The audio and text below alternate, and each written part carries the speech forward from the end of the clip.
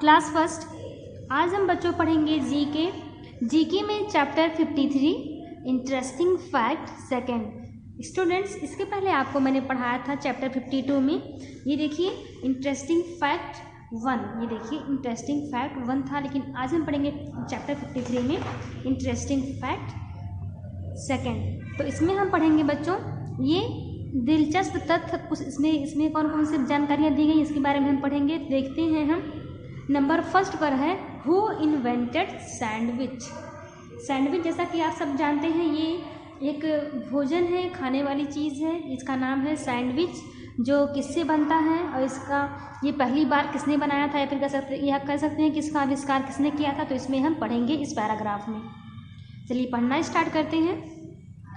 Sandwich is made with 2 pieces of bread spread with cheese, butter or margarine and sometimes with vegetables or some other cold food between them.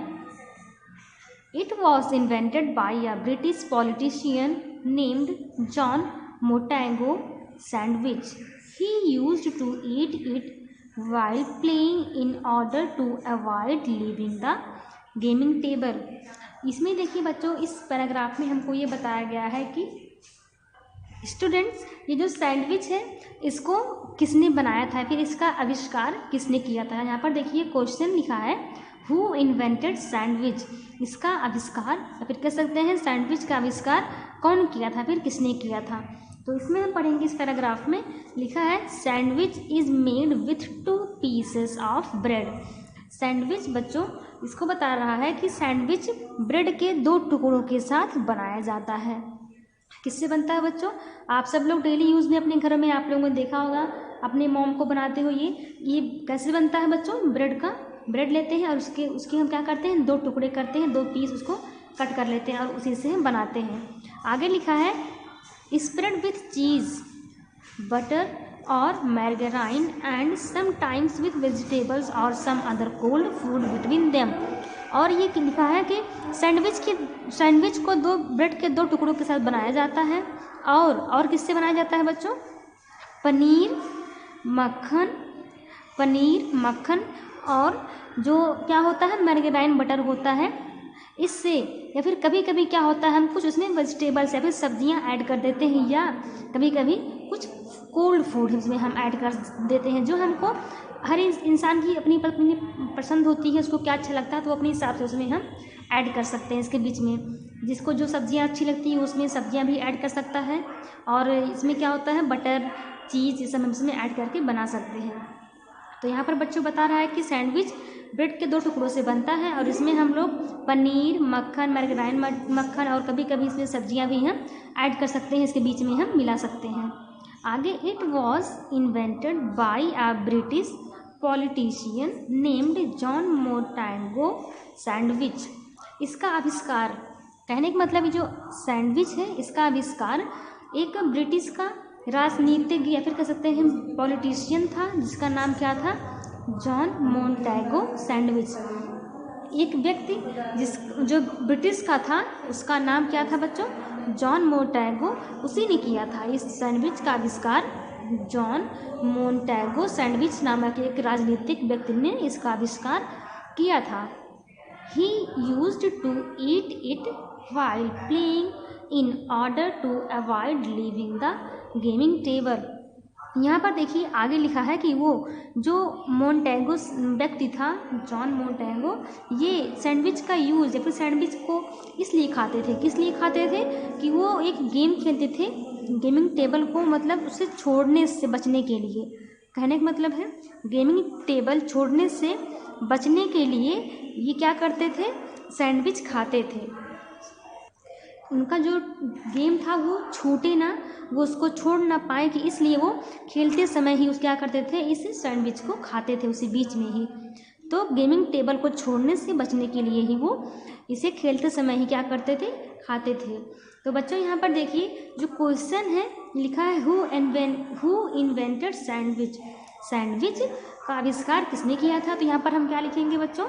यहाँ पर देखिए कौन बनाया था, अभी मैंने आपको बताया जॉन मोंटेगो सैंडविच किसने किया था?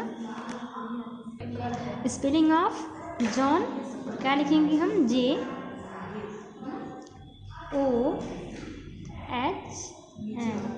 John Montague MONTAGO John Montague sandwich SANDWICH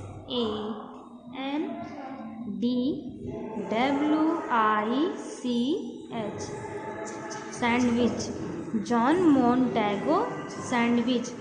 तो सैंडविच का आविष्कार किसने किया था बच्चों? जॉन मोंटेगो सैंडविच ने इसका आविष्कार किया था। अभी देखते हैं सेकंड पैराग्राफ में क्या लिखा है। What does an elephant use to drink water. ये देखिए बच्चों, ये एलिफेंट के बारे में लिखा है कि जो हाथी होता है, एलिफेंट होता है, वो किसकी यूज से पानी पीता है, वो पानी कैसे पीता है। फिर ये भी हमारे दिमाग में हमको ये सोचना चाहिए कि जो एलिफेंट होता है वो किससे पानी पीता है। वो उसको भी पानी पीता होता है, उसको भी प्यास लगती होगी, तो पानी कैसे पीता है इसमें हम पढ़ेंगे इस पैराग्राफ में। तो देखिए लिखा है, it is almost impossible for the elephant to bend down completely to get its mouth into a river, lake or stream. So to drink water, the elephant simply fills its trunk with water to get it into its mouth. यहाँ पर बच्चों लिखा है कि जो elephant होता है, elephant को बैठकर पानी पीने के लिए क्या है, बहुत ही इम्पॉसिबल है, फिर कह सकते हैं असंभव है। हाथी कभी भी बैठ के पानी नहीं पी सकता, क्योंकि क्या होता है बच्चों, वो उसको बैठने में प्रॉब्लम हो सकती है, या फिर कह सकते हैं कि वो इतना बड़ा जानवर है, उसकी बॉडी इतनी हैवी है कि उसको बैठने में, उसको अपनी पैर को बेंड करने के बैठकर पानी पीने में भी क्या हो सकता है, दिक्कत हो सकती है, परेशानी हो सकती है। इसलिए क्या करता है, इसलिए लिखा है कि वो इम्पॉसिबल है, वो असंभव है उसके पैर को मोड़ना, या फिर इसलिए यहाँ पर लिखा है कि हाथी को नदी, रिवर मीन्स क्या होता है बच्चों, नदी, लेक मीन्स झील, स्ट्रीम मीन्स धारा। तो हाथी को नदी, झील या धारा में जाने के लिए पूरी तरह से झुकना क्या है, लगभग असंभव। वो पूरी तरह से झुक नहीं पाता है, वो झुक नहीं सकता, क्योंकि उसकी बॉडी बहुत ही हैवी है। इसलिए to drink water the elephant simply fills its trunk with water to get into its mouth. इसलिए पानी पीने के लिए हाथी अपने सूंड में क्या करता है बच्चों, पानी भर लेता है। पानी भर के उसी सूंड को अपने मुंह के अंदर वो लेकर आता है और उसी से वह पानी पीता है। फिर से देख लेते हैं। इसलिए पानी पीने के लिए हाथी अपने सूंड को अपने मुंह में लाने के लिए क्या करता है, बस सूंड में ही पानी भर लेता है। तो स्टूडेंट्स ये देखिए, फर्स्ट और सेकंड पैराग्राफ आज हमने पढ़ लिया है। अब इसका आंसर क्या लिखेंगे, what does an elephant use to drink water. इसमें क्या लिखेंगे बच्चों हम, वो किसके यूज से पानी पीता है, अपने सूंड की हेल्प से पानी पीता है। तो यहाँ पर क्या लिखेंगे हम, ट्रंक। देखिए ट्रंक की हेल्प से वो पानी पीता है। यहाँ पर क्या लिखेंगे बच्चों हम, ट्रंक, TRUNK, ट्रंक।